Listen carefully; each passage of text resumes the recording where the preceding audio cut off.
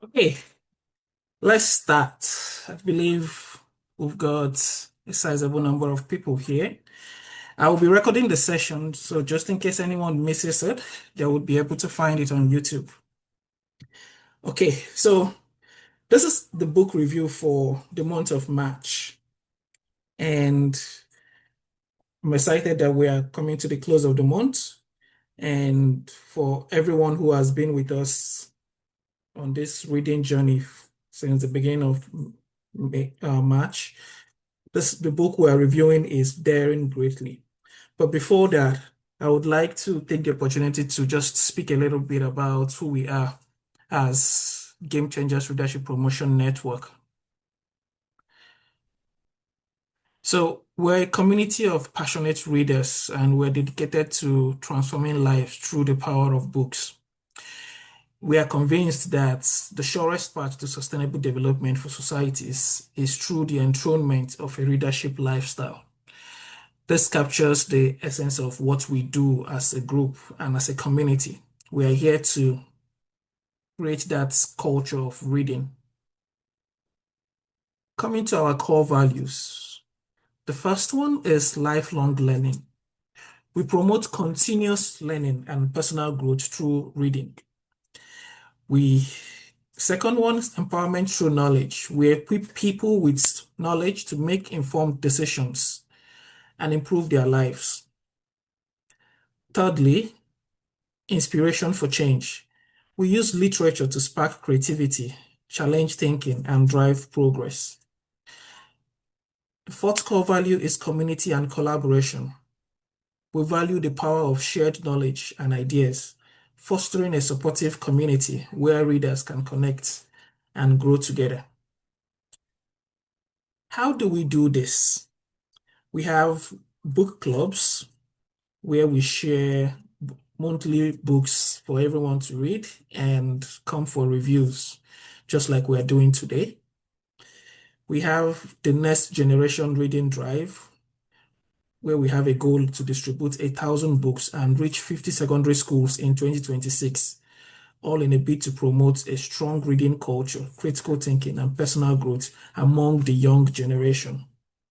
We also have our newsletter, which we call the Game Changers Hotline. Here we drive conversations on reading, literacy, and the impacts on growth and society. We also host a reading and writing series where we interview authors exploring how reading shapes writing and development. And lastly, we do an academic reading mastery series. The goal for this is to build strong academic reading skills for intellectual growth and long-term success. We're also live on social media. You could connect with us on WhatsApp, YouTube, LinkedIn, Instagram, and Facebook. The handle is Game Changers Leadership Promotion Network. On any of these platforms, once you search for at the GPRN, you should be able to find us.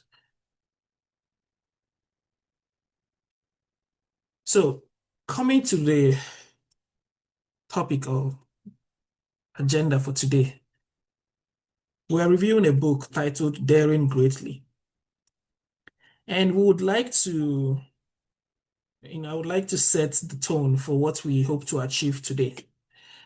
We have some speakers who would be taking us on the review, but I want us to understand that the task of the speakers is not to read the book and come share with us.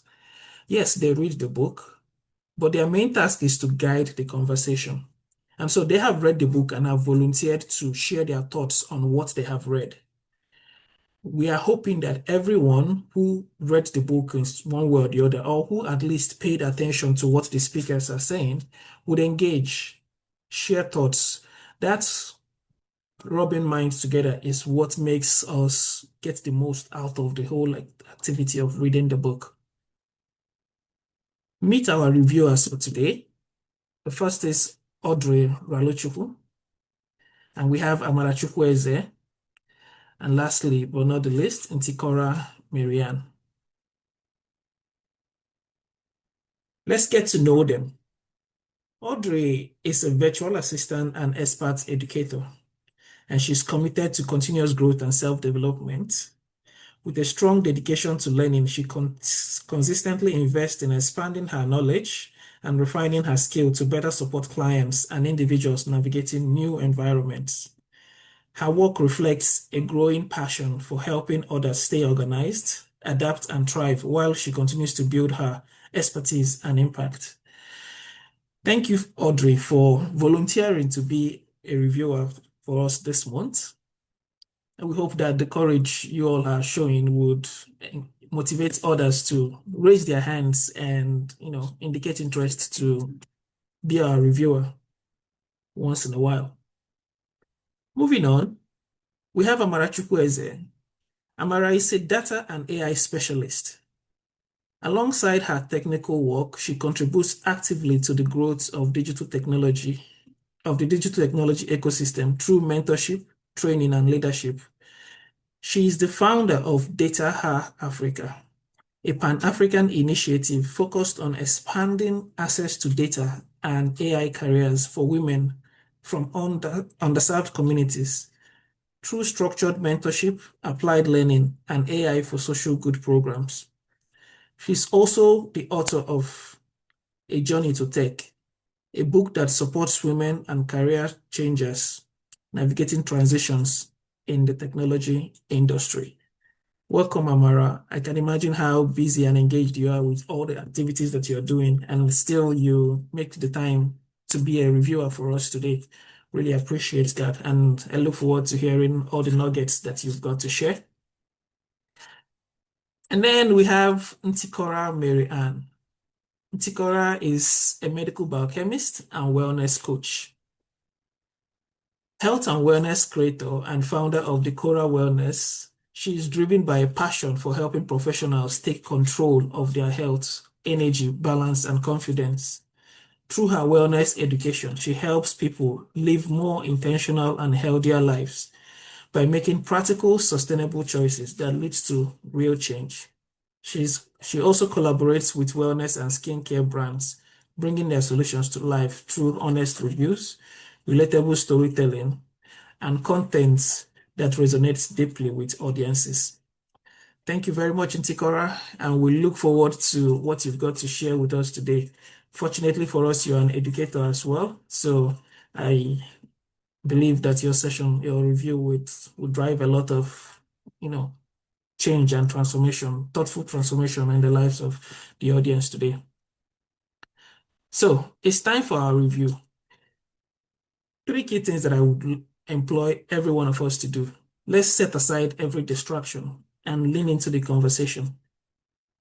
Also, allow yourself to deeply listen and think freely and engage openly. Whatever speaks to you, as the reviewers are talking, something might jump to you, or maybe during the time you read the books, you had some thoughts on what you were reading. Please note it and share with the rest of us. So after the reviewers are done talking, I will be opening up the floor for everyone to make contributions and ask questions, or at least make comments. I enjoy everyone to participate when it starts, when the time comes.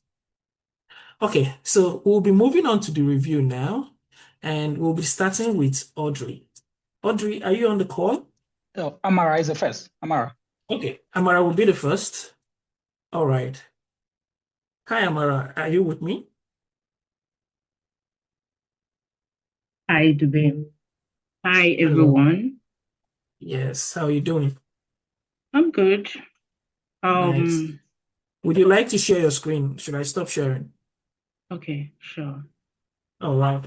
I'll pause. Okay. Okay. Good evening, good afternoon, good morning, wherever you're joining from.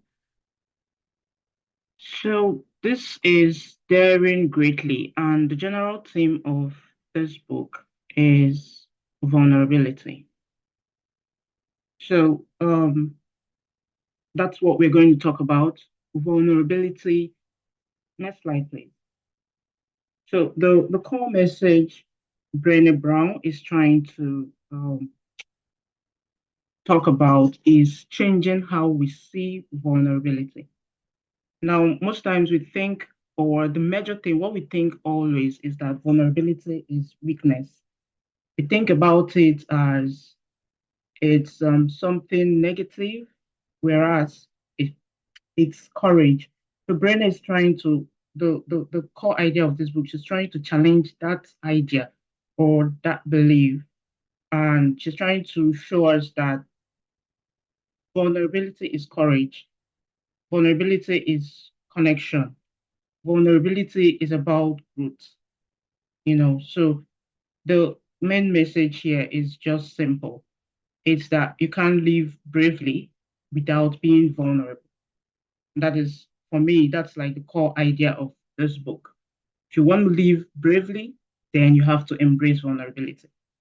So, next slide, going to the next slide, we got this phrase, daring greatly. That phrase came from Theodore Roosevelt's speech. I mean, that speech about the man in the arena. So now it's the message there is the man in the arena. It's not about winning. It's not about losing. It's about how you can embrace the two of them. Now you win sometimes, you lose sometimes.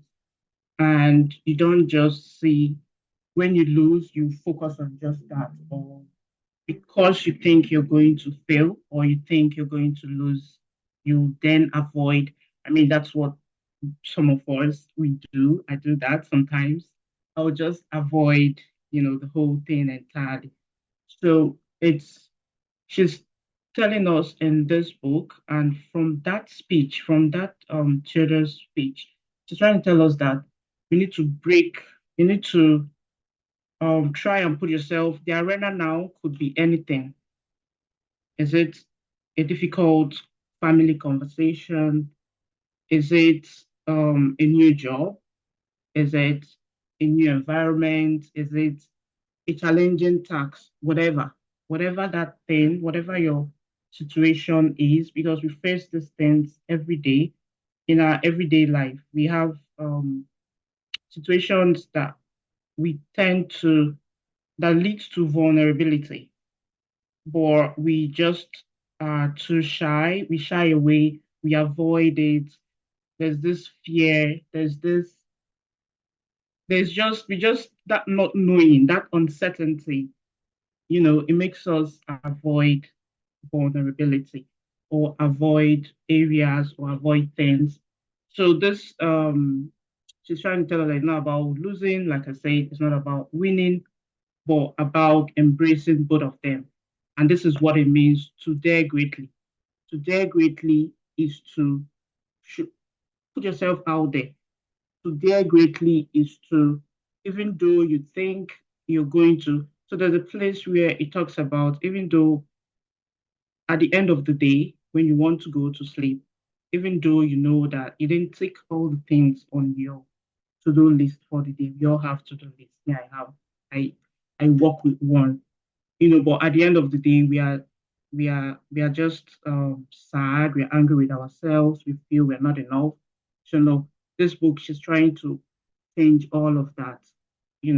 So the introduction takes us through her adventure in the arena, her own personal experience. So started with talking about how she had a session with her therapist and how she was describing vulnerability, times where she has been vulnerable. Then she was describing it as something excruciating, but the therapist was seeing it, or the feedback was her describing vulnerability as something exquisite.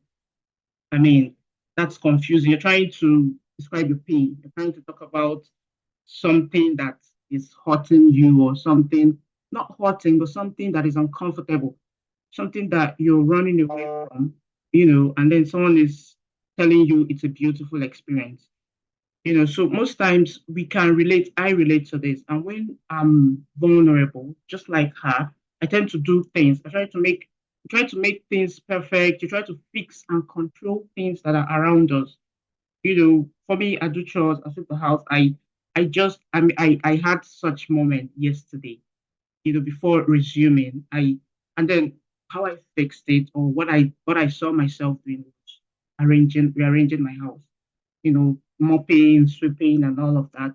So vulnerability is uncomfortable, but we experience this every day, and that is why it's important. That's why this conversation is necessary, because we experience it. But the question is, can we avoid vulnerability? We cannot. So are we willing? The real question we should be talking about or asking is, are we willing to engage with it? Are we willing to accept it? Are we willing to just hop in? Yeah, you can go to the next slide. Are we willing to put ourselves out there? And then she talks about the wholehearted living.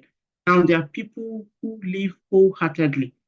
And one thing they embrace is vulnerability. They have one thing in common. They are willing to be vulnerable.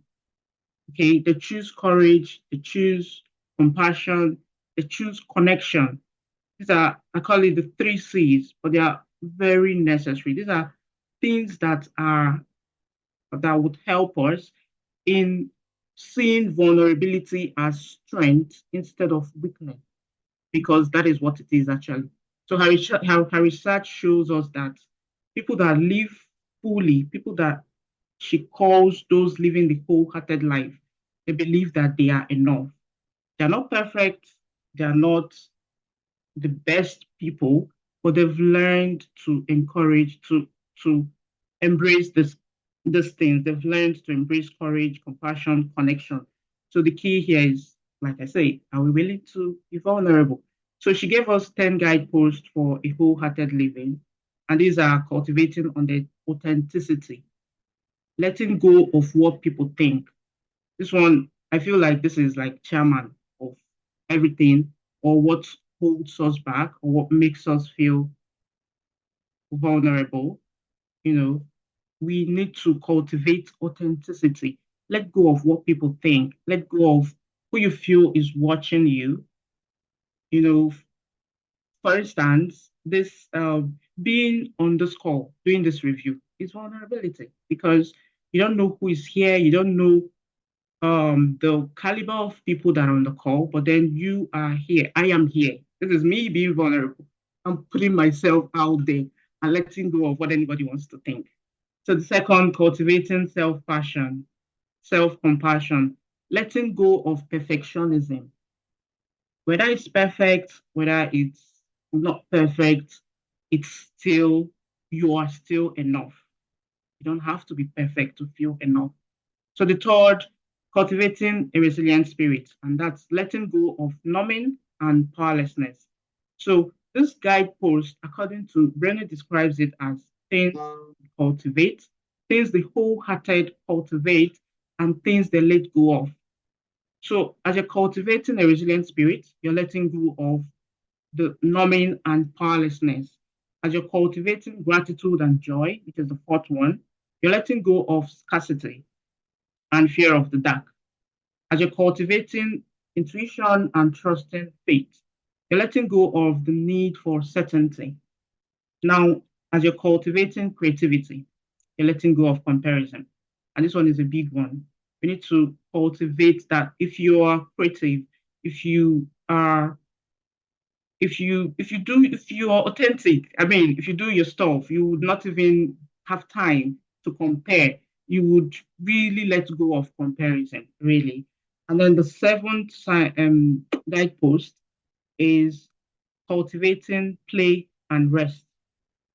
And then you have to let go of exhaustion as a status symbol, and then productivity as self-worth.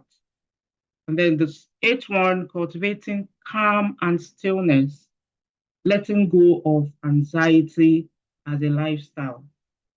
The ninth, cultivating meaningful work. You have to let go of self-doubt. You have to let go of supposed to. It's supposed to be like this. It's supposed to have gone like this. It's supposed to be this and that. You need to let go of that to build, to be, or to have a wholehearted living.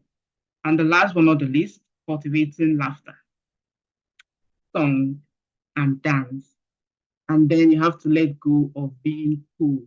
You have to let go. I felt like when I read this one, I felt like it's me that's talking. I need to let go of always in control, let go of trying to be cool, trying to appear perfect and all of that. So vulnerability is not the problem, or is a starting point for courage, for connection, and for a meaningful life. So moving on, the next chapter one talks about scarcity and the never enough mindset. And so she introduces this idea. And funny enough, most times when we wake up, we are waking up with, from the moment you're waking up with the not enough mindset. It's that we are thinking, oh, I didn't get enough sleep. Oh, I did not. I mean, the moment you're already thinking you didn't get enough sleep, you're already waking up with the mindset of you're not enough. And then we find ourselves operating with that the whole day. Oh, I'm not successful enough. Oh, I'm not good enough. And it shows up in everything we do. We're constantly comparing ourselves. We're constantly trying to prove. We're constantly chasing more, and these are things that make us feel, I mean, it's all the big picture, the vulnerability picture. We are always feeling like we are never enough. So we need to, and because of that, we stay busy. We're always busy. You can be busy but not productive. But it's because we are trying to feel good enough. We stay busy, we overwork ourselves, we don't try to show weakness, we try to be perfect. And then this mindset, it kills our confidence. It blocks your connection, it feeds you fear and anxiety. Because just imagine what you say to yourself, or what you tell yourself, what you say out loud, you unconsciously find yourself living your day that way. You're waking up and you're starting with complaint, or you're starting with, that not enough mentality. It can affect the whole day, the way you show up for the day, the way you. Or if you wake up and you matter, even though you feel you didn't sleep enough, but you're waking up with a positive mindset, or that energy, that I am enough energy, you would see it playing out in things. You let go of perfection. Oh, you didn't sleep well, that's fine. You can get 1 hour in the afternoon for a quick nap.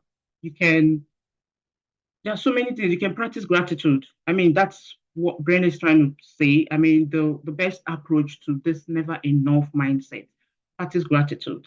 Accept that you're enough. Tell yourself you are enough. Let go of perfection. There's this thing, gratitude, have a gratitude folder, have a gratitude file where you go back, from time to time, you see things you're doing. I mean, the fact that you woke up is enough. You don't have to be perfect. Please go to the next slide. You don't have to be, you can courageously, if you believe that you're never enough, you would just not live a wholehearted life.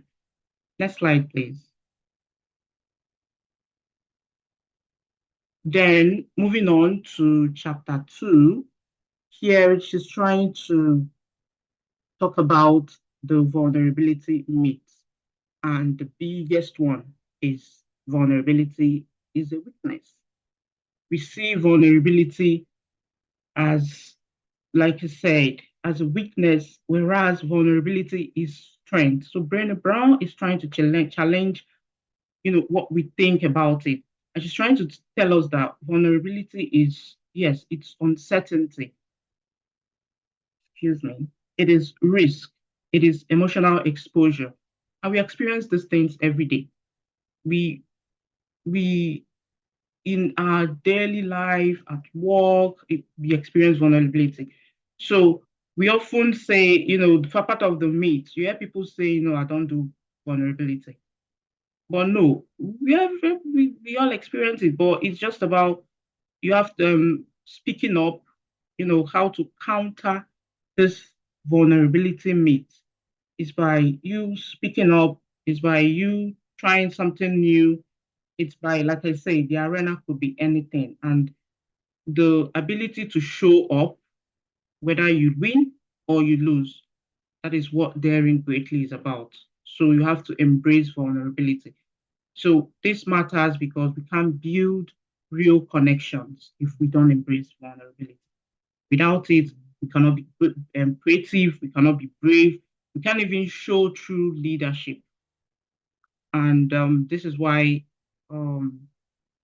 I would say I like the core message from this is you can't be brave without being vulnerable. You just have to embrace it. You just have to engage with it and not avoid it. So please take me to the next slide.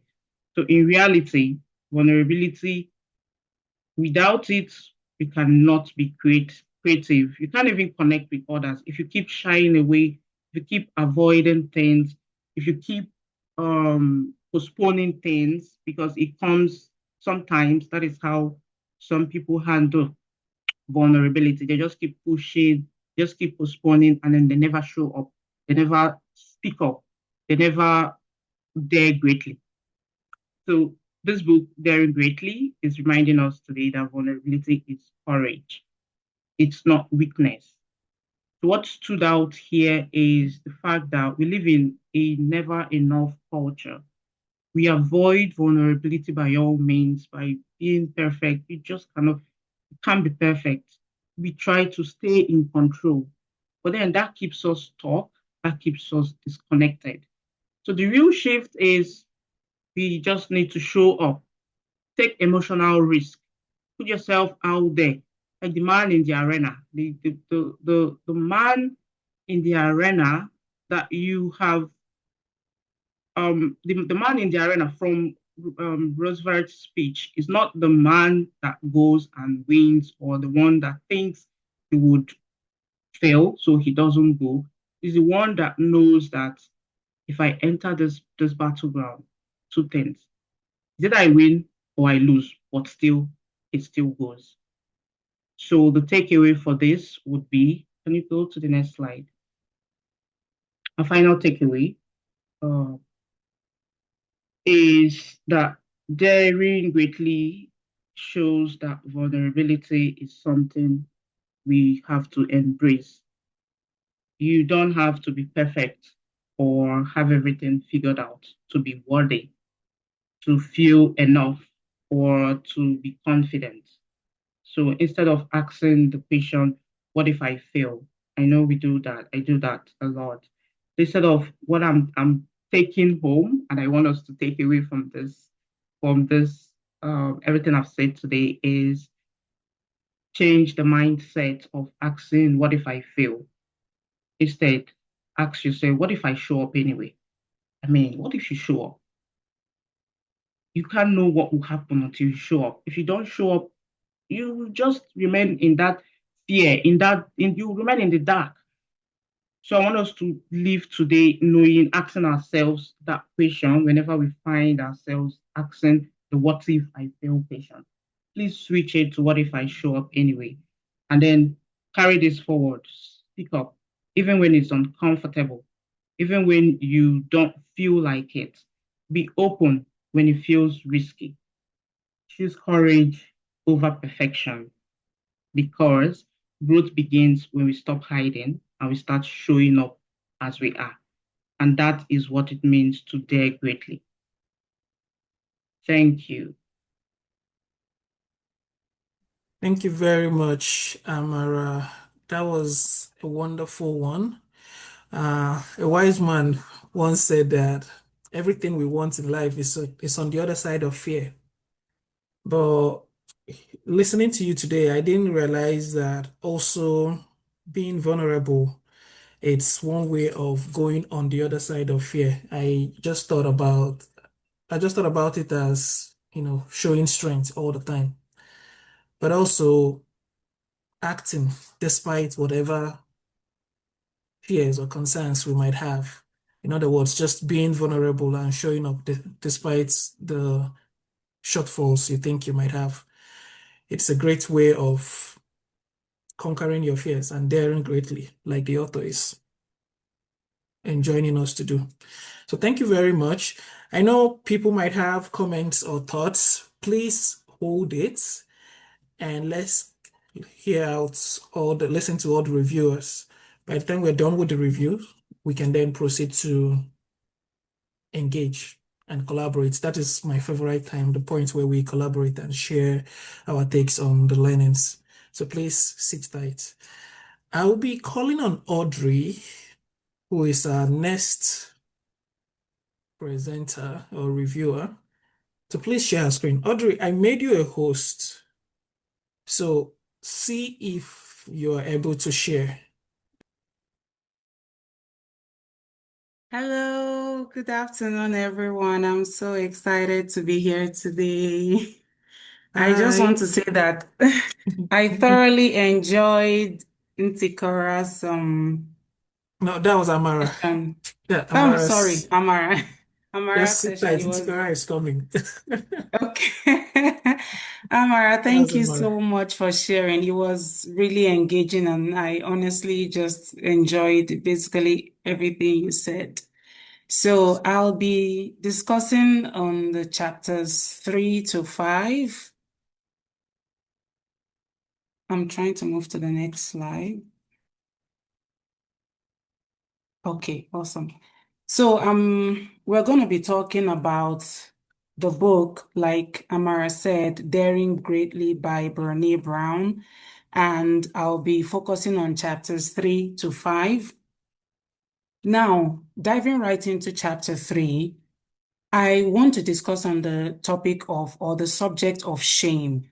The thing is, I'm sure that almost every single person has at some point in their life or the other experienced the feeling of shame.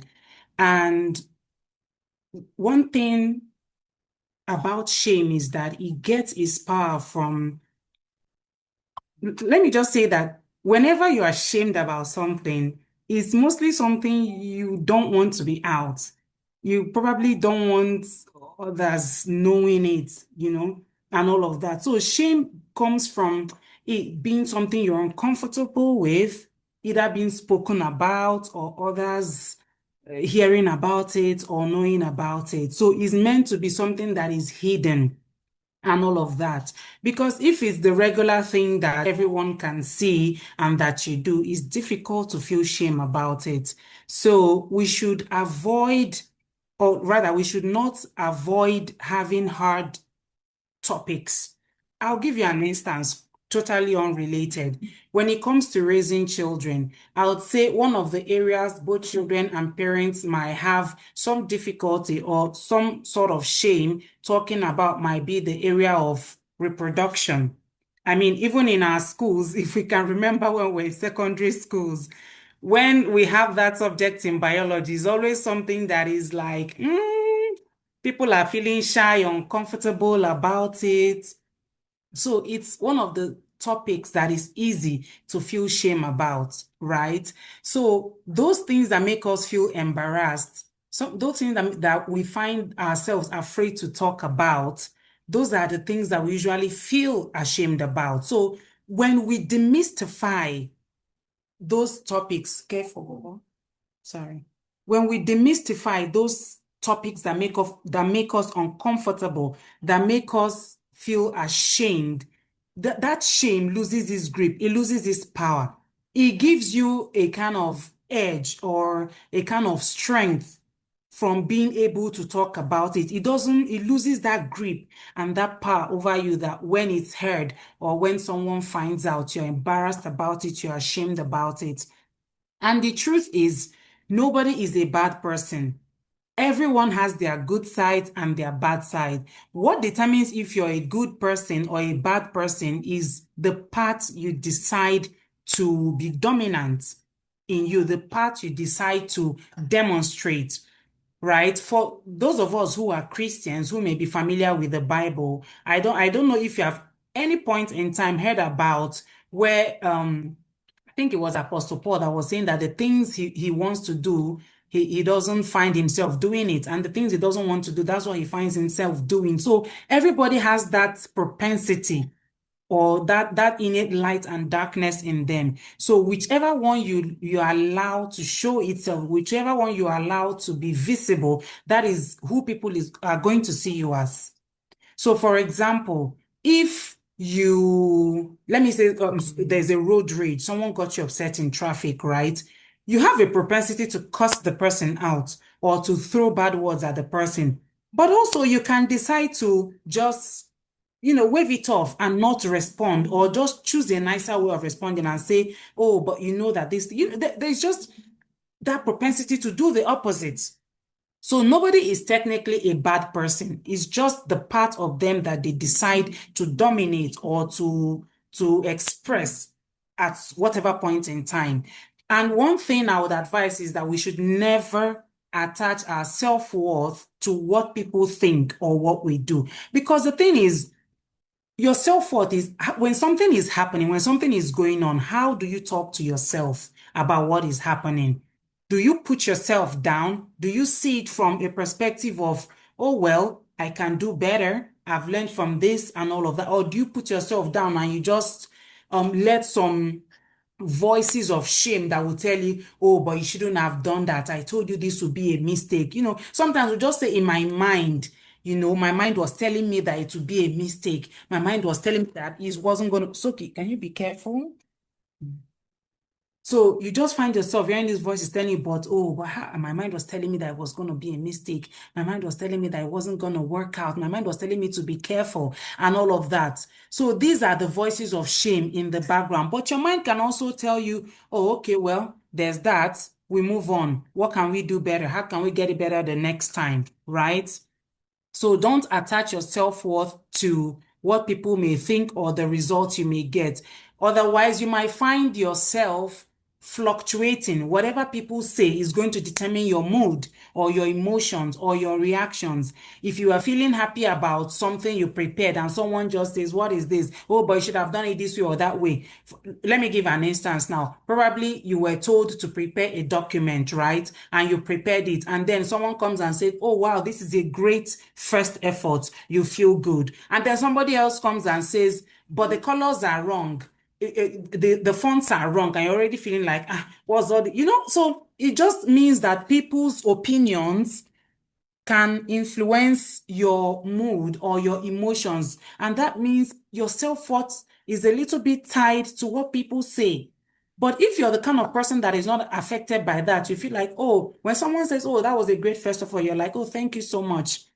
And when someone brings up corrections, you're like, oh, okay, well, what can I do better? How can I get it better? You don't let it affect you. You don't make you feel bad, and you start feeling like, oh, why would she put me down? Why would she, and all of that and all of that. So moving on, I'd like to talk about some terminologies that are very important. 1 second, please. So some of the terminologies that are really important that I would like us. Oh, what's going on? Awesome. Okay. Some terminologies that are important that I would like us to address are shame, guilt, humiliation, and disappointment. Sometimes we use these terms interchangeably, but they are completely different. And when it comes to shame, we should recognize the triggers. We should recognize what makes us feel ashamed. We should be aware. We should be able to reach out and speak about the things that make us feel bad about ourselves. Like when somebody sends you an email and then maybe they're coming from an angle you did not see, and then you just explode and you lash out at them, and then you start feeling bad. Oh, probably I shouldn't have handled this way. I shouldn't have read this meaning into it. I should have calmed down a bit and all of that. So when you understand the things that trigger you, that make you feel ashamed, it's easy for you to recognize, oh, okay, these are the kind of things that will lead to these results. When you are aware of them, it's easy for you to have someone you can talk about. That's when you can reach out and speak it. If you have a trusted person, maybe your sibling, your parents, your spouse, whomever, a friend, you can reach out and tell the person about it. And when you get a feedback from the person, you might actually see yourself not feeling about the situation the way you initially were. For instance, there are some times that, or let me say, there was a time that something happened and I was like, oh, but why would all of this happen? Why would this person do this? Why would this person say this? And then I was discussing with my husband. So this was me like, okay, can you move a little, please? I'm sorry. Thank you. So I was discussing, and I was like, why would all of this happen and happen? And the bottom line is, at the end of the discussion, the initial thought process I had about everything that happened just disappeared because he brought in a perspective that made me understand that it may not even be in the way I was thinking at all. Now, he could have been wrong or he could have been right, but at that point in time, he was able to take me away from the thought process that was making me feel that shame, that anger, that hurt, that pain. It just gave me something else that could have been an alternative that I don't even know if it was the real thing or not, but it took me away out of that position that I was feeling, out of that place where I was. And I'd like to give us some instances. I would like to use some examples. Now, talking about shame tapes. Shame tapes are like things, thought processes that occur, that you get, that you have, like voices of doubt, criticism that you get in your head when something happens. No, I cannot carry you. When I'm done, I'll carry you, okay? All right, go and stay with Susie. Oh, yeah, sit here and stay with me, okay? So these are the voices that tell you, you don't know what you're doing. You don't know what you're saying. Whomever you think you are not all that. There's better people. Let me just say, we've all been in this situation whereby no matter how good, how perfect, how well prepared we are, we always feel like, what am I even doing? I feel it too. I won't even lie. I've had situations where I wanted to talk about something, and then I'm just deep down in a little tiny part of me, I'm feeling like, this thing I'm saying, am I even making sense? What do I even know that I'm saying? The people that will listen to me, would this thing even make sense to them? So you find yourself having those little tiny shame tapes, like we call them. And then when it comes to guilt is, we say it's as powerful as shame, but it's like from a positive influence. I'll give you an instance now. So when you're talking about guilt makes you feel bad about something, but look for ways to get better or to prevent it from reoccurring. For example, let me say you missed your child's PTA meeting, or you missed your child's an important hospital appointment for your child, or a school activity or day or something like that. Shame is going to tell you are a bad mother, you're a bad parent, you're a bad father. How could you forget your child's appointment? Are you not the one in charge of taking care of this child? That is what shame will tell you. It will put you down, it will belittle you. And then you just tell yourself, oh, I'm a bad mother. There is no need. I'm forever bad and all of that. But guilt, even though it's powerful, is a more positive feeling. Guilt will tell you, oh my goodness, after striving so long to get this appointment, how could I have missed it? How could I have forgotten? Maybe it's your child's PTA or presentation and you're feeling bad. Yes? Okay, I'm coming. Just give me a minute. I'm almost done. Okay, go take apple. Take apple and eat. So guilt is going to tell, sorry, one moment, please.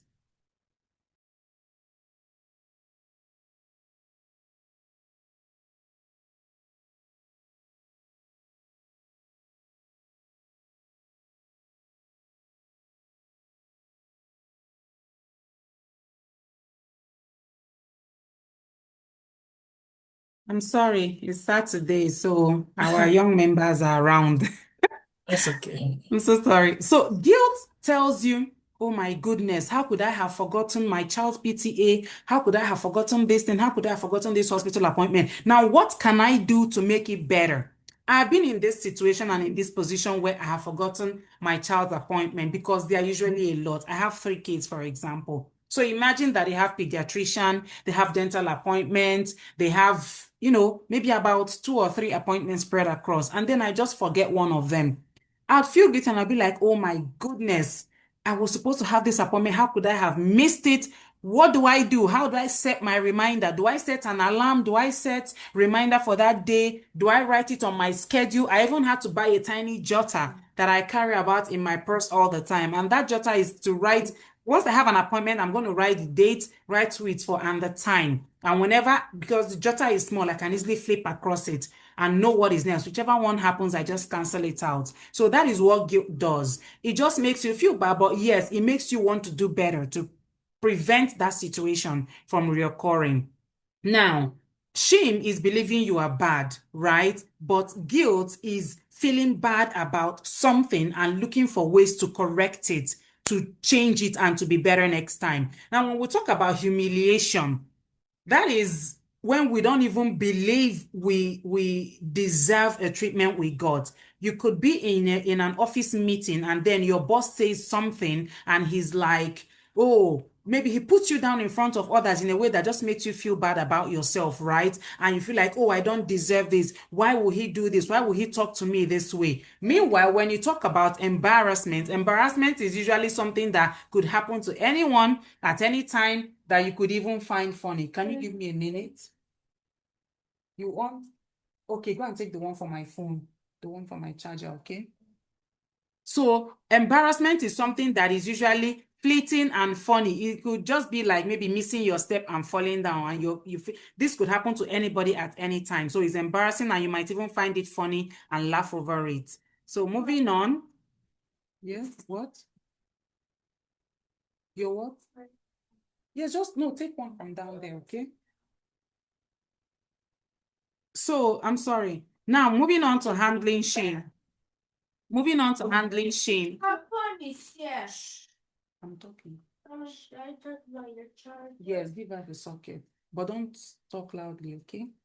Moving on to handling shame. Now that we've discussed how bad shame is, and we have demystified these terms and we're able to separate them, shame, we know how to differentiate them. We know how to identify the triggers. Let's talk about how do you handle it when shame comes up, when it rears its ugly head. What do you do? Talk to a trusted person. Like I gave an example, how for me, it could be my husband. Most times it is my husband. So you could have a trusted person. You can reach out to someone close.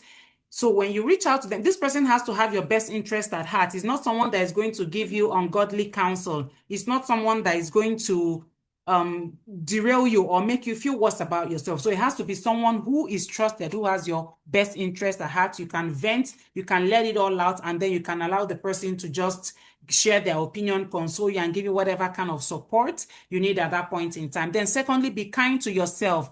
Most times we are too hard on ourselves. We talk to ourselves the way we wouldn't even talk to other people.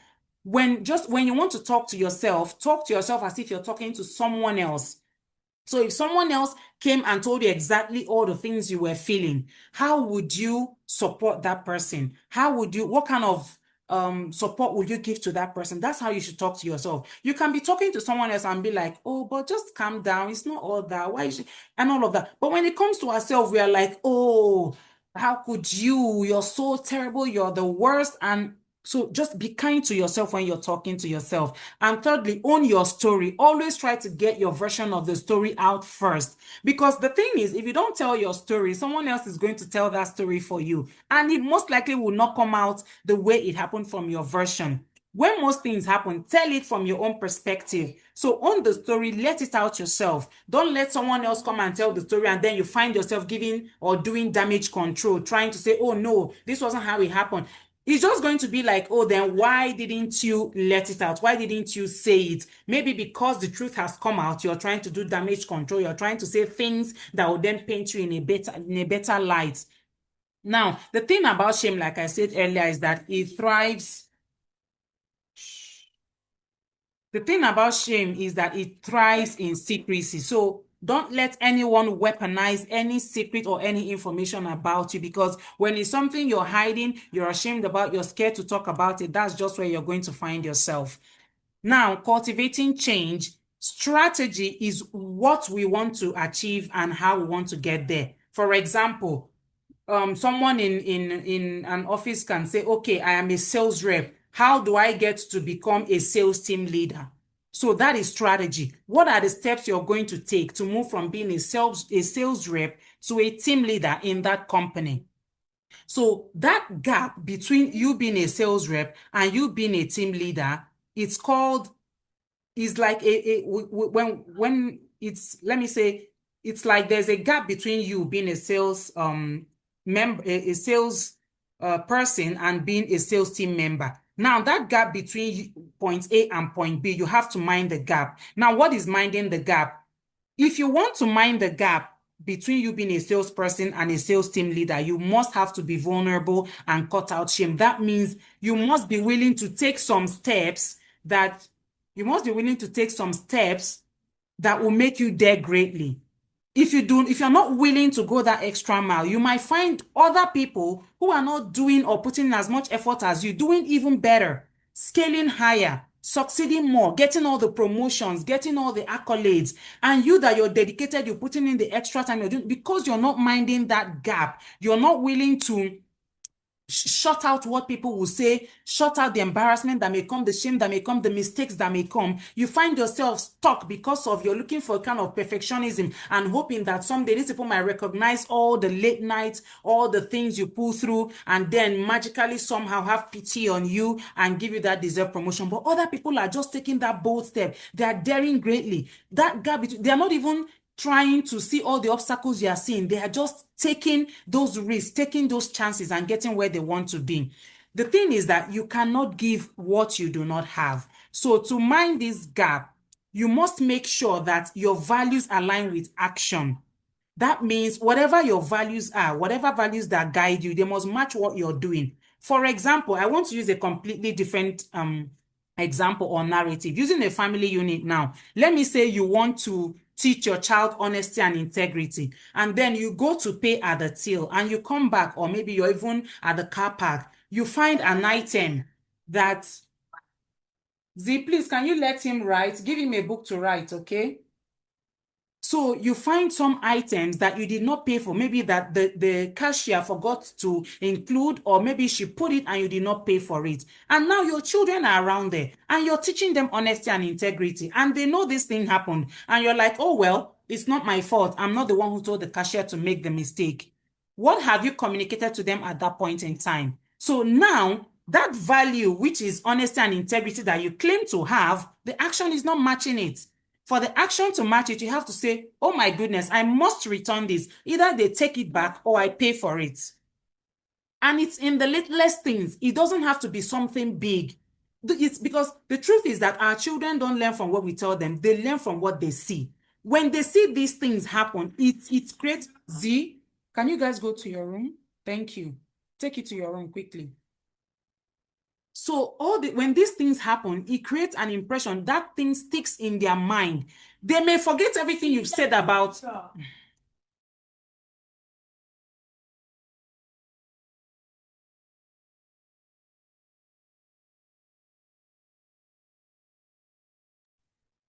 So these things create an impression in them that even if they forget about honesty and integrity, they would remember at this point in time, this thing happened and this was how my parents reacted to it. And that has passed the message you may have spent so many years trying to verbally instill in them. Secondly, maybe you want to teach your children how to apologize, how to acknowledge when they are wrong, right? You want to teach them respect and accountability. Now, when your children are having a disagreement, instead of you to find a way to help them apologize to each other, recognize who was at fault, and try to correct their behavior, you'll be like, oh, well, is it not children? They will always play, there will always be disagreement, they will always fight. What you don't know is that it's fostering that behavior, it's breeding. And then when these children become adults, you already find out that they have years of antagonism amongst themselves, and it's so difficult to foster unity at that point in time. So when you want to teach them respect and accountability, they have to recognize, I did this thing and it is wrong for me to do this thing to someone, and therefore I have to apologize. I have to say sorry because what I have done is hurt this person's feelings and treated this person in a way that I wouldn't want to be treated. Please be careful, okay? Sorry. So now when you want to teach or model gratitude and respect, you could practice talking to each other. For example, you, the spouses, go and sit there and wait for me, okay? The spouses could practice, how do you handle yourselves around your children? How do you speak to yourselves? Do you throw words at each other? Do you insult each other? Do you call each other names? Do you use bad words even on your children? When I started raising my children, one thing I told myself was that it would be difficult for me to keep telling them, did you say thank you? Did you say please? And all of that. What I did was I do it. I do it. When my children do something for me, I say, oh, thank you. Please, could you get me my purse? Please, could you get me a glass of water? Please, could you bring me my phone? And I found them automatically saying it. So I don't have to be saying, you have to say please, you have to say thank you, you have to say all of this and all of that. For the fact that I say it, they already pick it up. They pick it up from myself and my husband because they see us saying, please, could you get me this? Oh, thank you for getting me this. So you model the behavior you want them to see. And then you should set limits to their behavior. They should know what is acceptable and what is not. For example, your child could talk in a way, you tell them, no, you can't do that. You can't talk like that. You don't talk to your father like that. You don't talk to your mother like that. They have to know that no matter how close, these are your parents, they are not your friends. You could be friends, but they are first your parents before any friendship is established. These people are there to raise you. They are not there for you to like them. They are not there to make you feel good all the time. They are there to raise a wholesome human being. So sometimes you must be careful of oversharing to your children. Don't tell them behaviors that you had maybe in your youth that promotes the behavior you don't want them to model. If you want your children to be well behaved, to take the right actions, you can't come and start telling them behaviors that put you in a bad light or that promotes rebellion or that promotes not disobedience to their parents and all of that. So always make sure that your values align with your actions. My slide is not moving. Sorry. Okay. All right. So to round up, men and women are equally affected by shame, but we know this is Women's Month, so I'll leave the men out, eh? When is the Men's Month or International Men's Day? I'll let the men talk about themselves. So, because you're talking about the Women's Month, men and women equally feel affected. Who threw something? Please be careful, okay? Men and women are equally affected by shame, right? But this shows that this experience of shame is universal and it's human. It's not limited to just women or to just men. The thing is that when it comes to, please, can you wait for me to finish? Okay. Sit. So when it comes to men and women, we both feel shame, but in different ways. For example, for women, but the bottom line is that when it comes to shame, it's always tied to who, what, and how we should be. Either whom society expects you to be, what they expect you to be, how they expect you to be. So most times we set unrealistic expectations on ourselves. So we force ourselves to make things look easy and not complain. So when somebody is going through something, they feel like when you talk about it, people are like, oh, so but why should you complain? You're supposed to, for example, for women, you're supposed to like be an excellent mother, show up to everything your children are doing, show up to the PTA, show up to the hospital appointments, show up to your parents' events, your siblings, show up for your in-laws, and all of that, you're supposed to be doing it without complaining. When you're talking about being tired or being overwhelmed, it's like, why are you complaining about all of this? Like, everybody does it. You should do it. You should somehow magically be able to put all this together. Don't do that. Come out from there. Hello, So Audrey. you should somehow be able to put all of this together and still appear perfect, be a perfect size, be healthy, work out, and do all of these things. But for men, is usually do not be weak. When you see a man crying, he's perceived as being weak. Like, why are you showing weakness? Why are you trying to be a sissy and stuff like that? Now, the truth is that most times when you're hard on other people, it's because you're hard on yourself.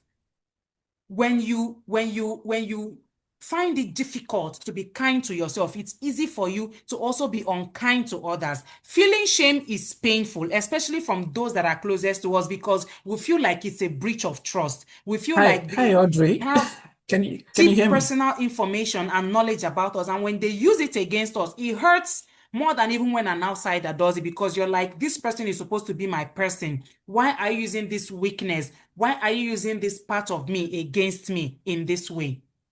So when you're close to someone, be careful not to Hello, use Audrey. that Can you hear weaknesses me? against them. No matter what the situation is, they should be able to trust that whatever information you have about them, you will not use against them in any way, or to put them down or make them feel bad about themselves in any way. And to round up, finally, let's find ways to manage and soothe. I'm sorry. Finding ways to manage and soothe the feeling is basically numbing the feeling of shame. So because we feel that we are not supposed to be ashamed, we find it difficult to sit with ourselves, to sit with the hard thoughts. And the truth is that most people don't even like their own.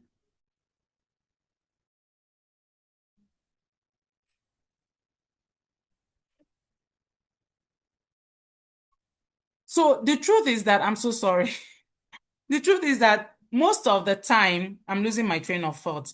We're expected to make everyone happy, and even when we do not feel like making them happy, even when we do not feel like showing up, we feel like it is expected of us. We feel that we should do this thing, and then we find Audrey, can you ourselves hear me? how to do that. And no matter how tired you're feeling, no matter how sad you're feeling, no matter your situation, you're just expected to show up, okay, and make everybody around you feel happy.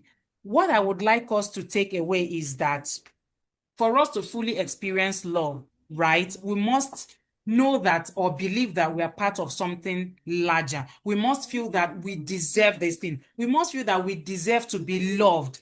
We are part of these people. We are part of this family. I'm part of this person, and I deserve this love. Don't feel like, Hello, who Audrey, am can you I? hear me? Why should I even, why would this person love me in spite of? No, we must feel that we deserve it. So let's try to understand that when you feel shame, looking for things that will numb that shame would not solve the problem. Like I was saying, most of us do not like our own company, and that's why you find that we find out ways to numb it. Either some people turn to drugs, they turn to substances, they could turn to movies, they could turn to food. For example, when it comes to numbing pain, how do you know if you're numbing that shame or if you're just comforting yourself? My takeaway. Okay, so what I would like us to take away is that when you feel, when you don't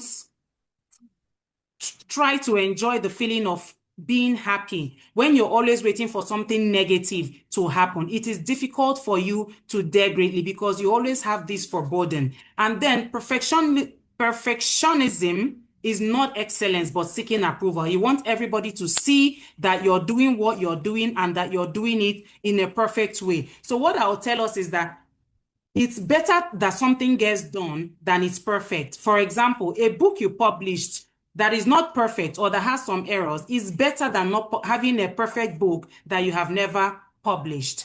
So, lastly,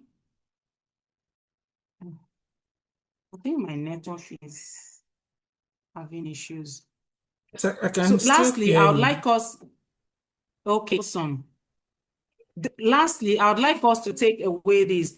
We should dare greatly and take actions that communicate to others that they are not alone, that we are with them, that whatever they are going through, we are going to be there with them. That is one of the ways we can dare greatly, because it's not easy to show people that you can be there for them no matter what they are going through. And then we should also be careful when we are being vulnerable and when we are oversharing.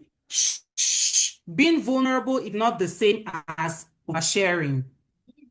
Oversharing is just rambling on because you want to get something out, because you want to talk about something. But being vulnerable is knowing what you need to discuss and knowing whom to discuss it with and when to discuss it. It doesn't mean you should just go out and start sharing about everything about you with everyone to show that you're vulnerable. No, it means that when something happens, you know the right source, you know the right person to discuss it with, you know the right person to talk to. So let us avoid dodging or staying away from important discussions or the hard decisions.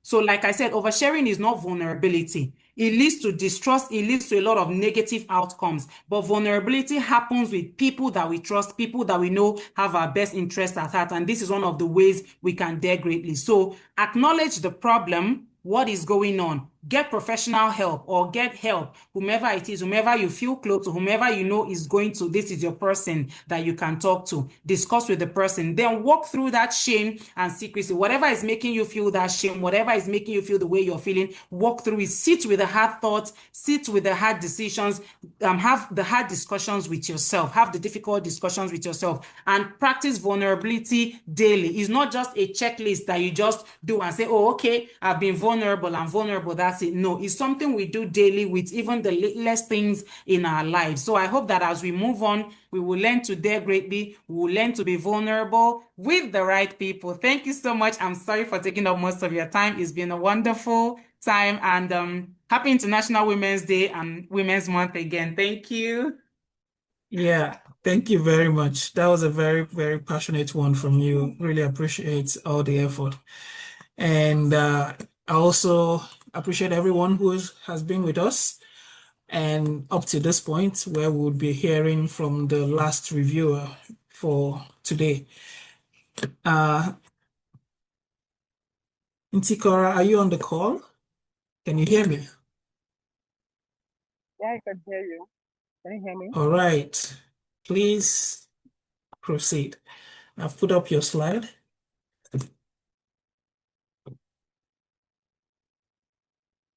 Can you hear me? Yes, we can hear you. Oh, I can, of course. Okay. So I've put up your slide, yeah, and you could go ahead. Okay, I can't see my slide from my. So, good evening, everybody. Good afternoon, good morning, depending on where you are listening from. I apologize as my video will be turned off throughout this session. Sorry about that. Audrey and Amara have done justice to this book already, their presentation, but then I still have to say something just to wrap up um, the session. Yes. Okay, so to wrap up this section, like I earlier said, I'm just going to talk on 3 points. The first one is discouragement, often a response to unsafe environment, and this is pointed to the chapter 6 of this book, where Brownie said disruptive engagement, daring to rehumanize education and work. As you already know, just the thought of school and work, it, it's a lot. A lot of people feel threatened by this space. Now, they have said a lot of, Amara and Audrey now, they've said a lot about daring to be vulnerable, all of it. Now, listening to them, I just had to immediately change what I had. And so this is what I have. You hear me? Yes, we lost you for a moment, but I can hear you now. So Ntikorra, you can proceed. We can hear you. Okay, okay. So as I was saying, they've spoken greatly on how you should dare greatly. Dare to be vulnerable and all of it. What I want to say now is how we should be that space where, right? Because like I have a story to share. My HOD in my department where I work, she's always so stern, so there's nothing you do for her that she's going to approve of. She's always looking for a way to find fault and all of this. And 2 weeks ago, I I started having issues going to work because because of her bring this kind of fear and all of this. But then how I talked myself out of it was that's on her. If she's not nice to herself, then she cannot be nice to another person. If she cannot handle her issues, it's easy for her to put it on others. So that was how I was able to defeat that. That's her problem. And then with that, it led to whenever she's talking to me, I am disengaged because I know she wants to rant. So she's talking to me, I'm there, I'm staying, but I am not there. I'm not there. So sometimes when we are this pace for other people, we tend to make them disengage from the environment. I think that is what Brown was saying when he said disruptive engagement. So we should try to be this safe space. People need to feel trust to be vulnerable, and we too we need to be vulnerable. in order to get trust. Now, Amara and Audrey have said a lot about the latter. What I'm saying now is people need to feel trust in us to be able to be vulnerable. Now to the next point where I said you cannot give what you do not have. Now, it's simple. Who we are matters more than what we know. So it's not about how much you know. Just put yourself out there. Who you are, what you are presently matters more. It only gets better. Matters more than what you know. I mean, the courage to even show up is enough, other than focusing on the bravery of your efforts or whether you did it perfectly or not perfectly. The fact that you showed up is enough. Now, this is going to take me to the top point where I said vulnerability is the key to courage and what this means is I okay. I think she's having some internet challenges. So, Yeah, I think and so so for the too. benefit of time and just to make sure we get the most out of the session, you were saying I'm something? so sorry about that. Yes, if I could suggest, since you have our slides, probably you could just run the slides for us and let's see if we can pick one or two things out of them.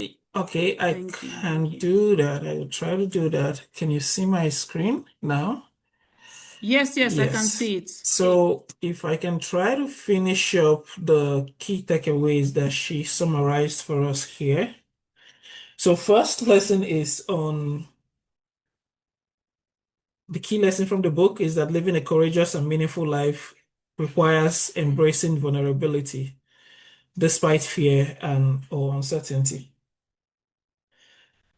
Readers are encouraged to reflect on how often they hide behind perfection or fear,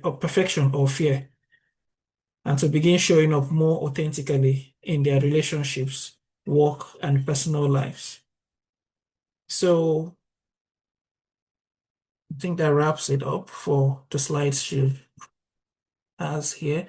I mean, I know she probably had a lot more she wanted to talk about off head, but we can move to the interactive session now. And I will invite anyone who has got a question or a comment to make, so please unmute and share with us, or you could raise your hand so I can call you up if you're able to do that. I know some of you are on your mobile phones, but in any case, you can feel free to just unmute and speak. While we're at it, I want to check if Amara and Audrey are still on the call. I can see that Audrey is still on the call, but Amara, are you still with us?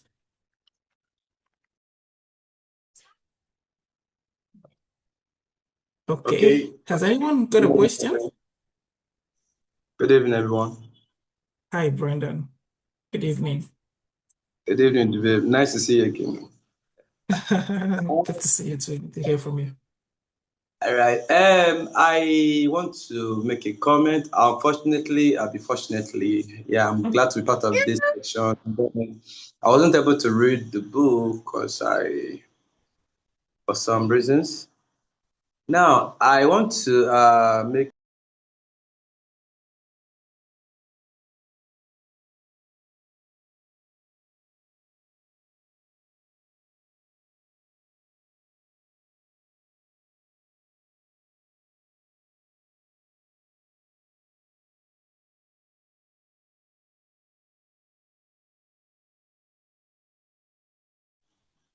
Sorry, I'm actually impressed by these questions and to learn that vulnerability is not actually what some of us think it is.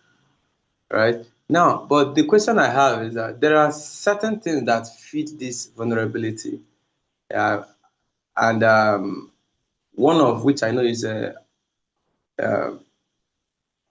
insecurity. There are certain things that we picked up while growing up that predisposes us um, to be insecure and makes us try to hide these our vulnerabilities. Is there a way this was handled by the book, or is there something that we should know about managing insecurities and vulnerability? That's my own question. Thank you. All right, thank you very much. I kind of understand where you're coming from because it sounds a little counterintuitive from what many of us, the orientation we have growing up, which is that you downplay whatever imperfections or you hide your own weaknesses and play on your strengths. Yeah, so I will turn it over to Amara and Audrey to just share some thoughts on this one because it's it's how do I put it? It's also it feels like we have to find that balance between not trying to talk down on ourselves and also not letting our vulnerabilities stop us from daring or going ahead to claim what we want. So it's that case of where you don't want to uh, expose your weaknesses for people that might take advantage of it. Is that delicate balance between not exposing your weaknesses for people to take advantage of it, but also not allowing those weaknesses stop you personally. Because there is this feeling of inadequacy that can make us not go for what we want in life. And I think that is the point where we have to be vulnerable, especially with those who can help us through those challenges. So if you want something and you know and you feel like you are unqualified for it, it is not the action there shouldn't be for you to say, okay, I'm unqualified and that is it. I can't get it. I think the action there is to recognize that not being qualified is a challenge or a weakness that can be worked on. And then you proceed to find help in that space. So this is not about you going out there in public to broadcast your weakness in the name of being vulnerable. No, it's about being very strategic with fixing on recognizing those weaknesses and seeking the proper help to fix them. So you are being vulnerable to the right people, if I would say it that way. So, but let's hear from Amara and Audrey and what they think.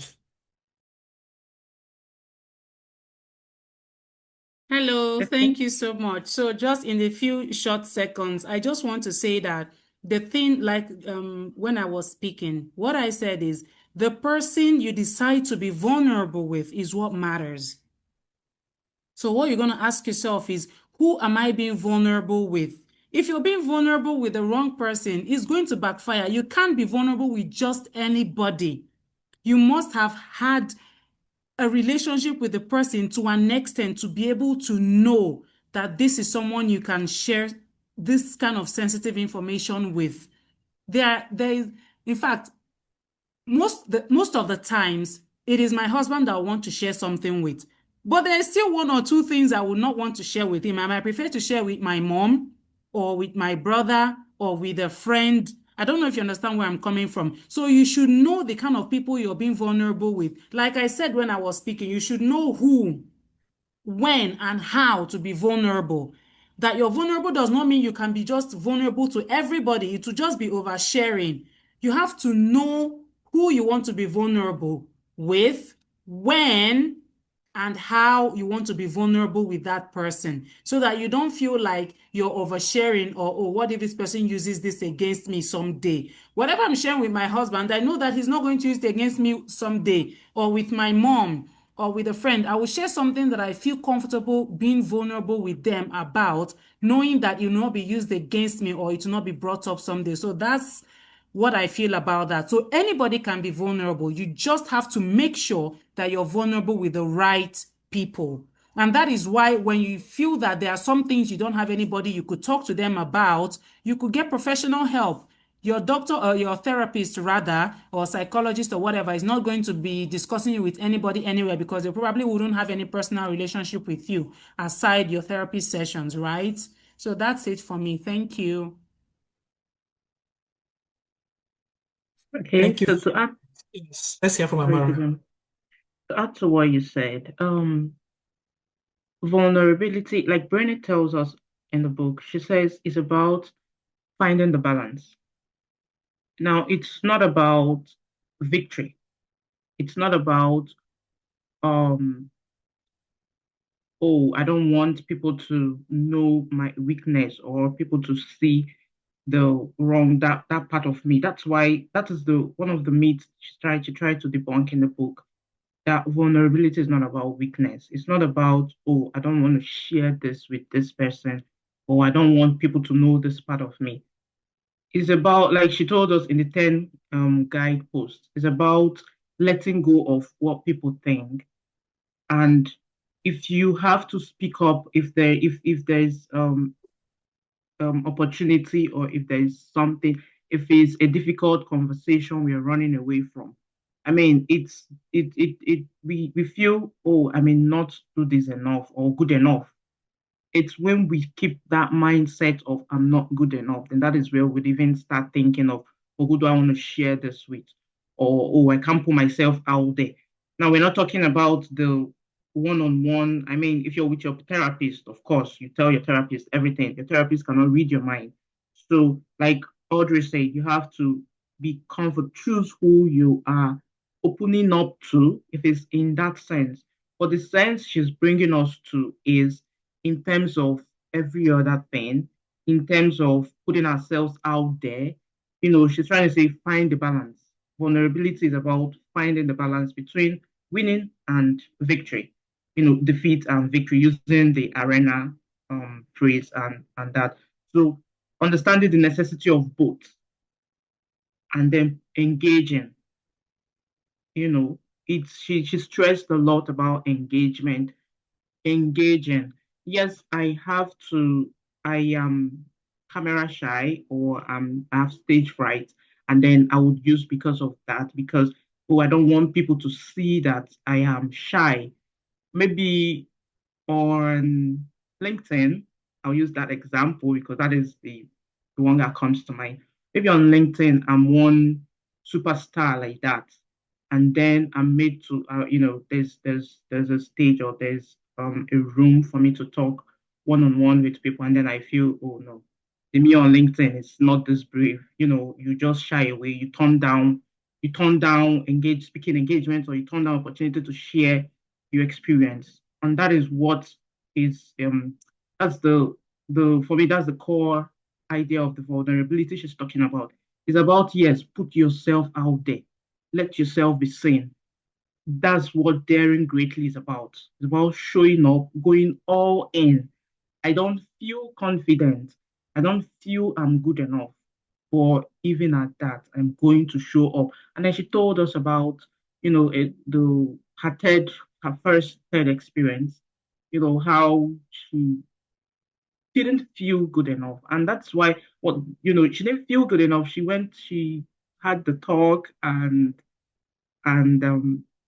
got home, and that moment where you're playing everything, and then you feel like, oh my God, the ground should just open. Let me just fall in. I mean, 500,000 people watched this nonsense that I said. It's one thing if you're talking to a small crowd, but when you have to go live, so she was talking about how she had that experience and how that particular talk became her biggest talk. I think she says one of the top 10 or the top streamed TED talks today.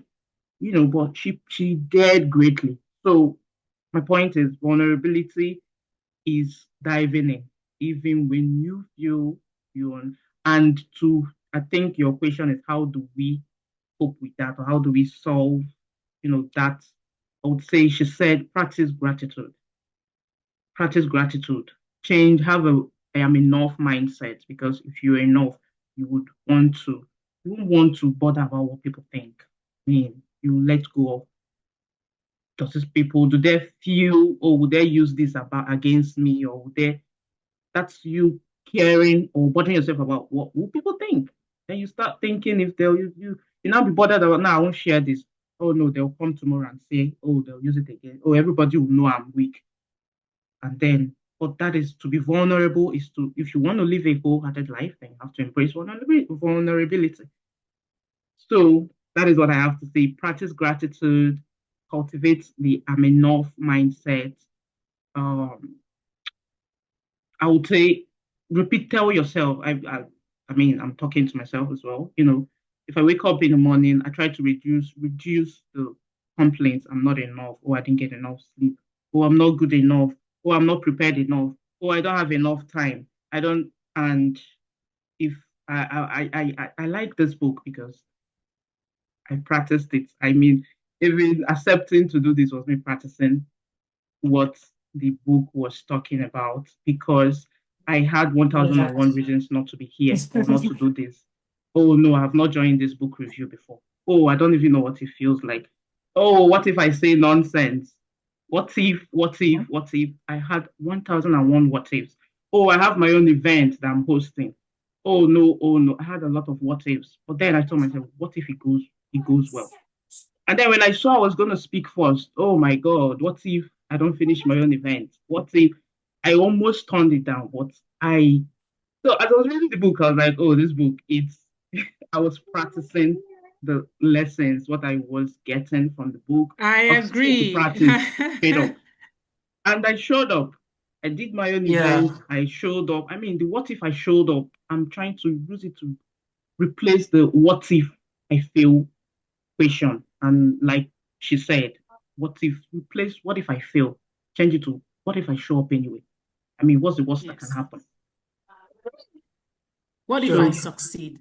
what if What I if it goes succeed? exceedingly well? And Why that is one focus thing on I what if agree I with, fail? right? Hmm? When I'm reading and I'm preparing for this book review, once I'm reading the book, I find myself practicing it. Like when we had the 5 types of wealth, I talked about time wealth, and the truth is that I found myself practicing it, practicing the Great. area I was focusing on. Yeah, Yeah. it's good. That's So I that's can the understand. I relate. that's the that's the goal of reading actually, that it transforms your life, no matter how small. Mhm. So it's the wonder of books. If as I would always discuss with Connor, that's what books can do. It can transform how you do things, how you see the world. And once your perception or your mindset has been changed, you never remain the same. And then you start seeing that transformation play out or manifest in other facets of your life. So happy that you shared that with us. That was a vulnerable moment, I would say. So sharing that with us and guiding us through how you overcame it and even how the book helped. Really amazing. Thanks for sharing that. So, uh, moving on, next month is almost here. The month of April is the fourth month of the year, and we're grateful for the journey so far. We also have an amazing book planned for April. The title is Scary Smart.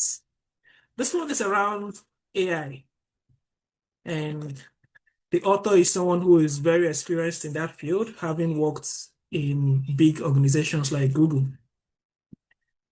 And so this one, I think, is a must read for everyone because you don't want to be late to the whole AI train. You don't want to miss it, and you don't want to feel like I always felt like, where was I when people were buying Bitcoin years back, right?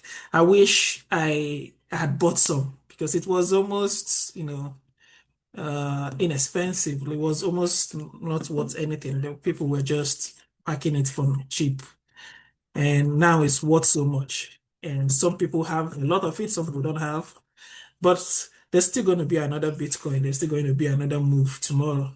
So the goal here is not to worry about what you missed, but make sure you capitalize on what is happening now and be part of the transformation going on around the world, which is why we're recommending this book, Scary Smart. So try to find it. Even if you're unable to lay your hands on one, I'm sure the summary of what the book is about is available online. So at least make the effort to read up. And we'll be looking forward to seeing you guys by the end of April, where we'll be reviewing this book with everyone. So thanks to all our speakers. Thanks, Amara. Thanks, Audrey. Thanks, Ntikorra.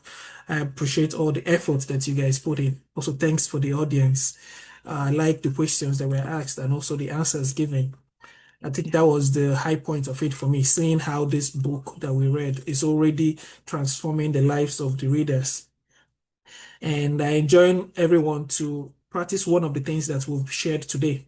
That is how you get to improve yourself one day at a time. So you don't have to change overnight, but improvements can be gradual. Next thing, and along the line is going to compound. So, but it's never going to compound if we don't start doing that small changes, that small improvements that we can every day. So thanks everyone for being such an engaged audience. I wonder if anyone has questions. Does anyone else still have questions? Yeah, my daughter has questions, but I'm the only one that can understand what she's saying. So I'll answer her privately. Okay, thanks everyone, and have a good rest of the day. All right, bye-bye. You too. Bye.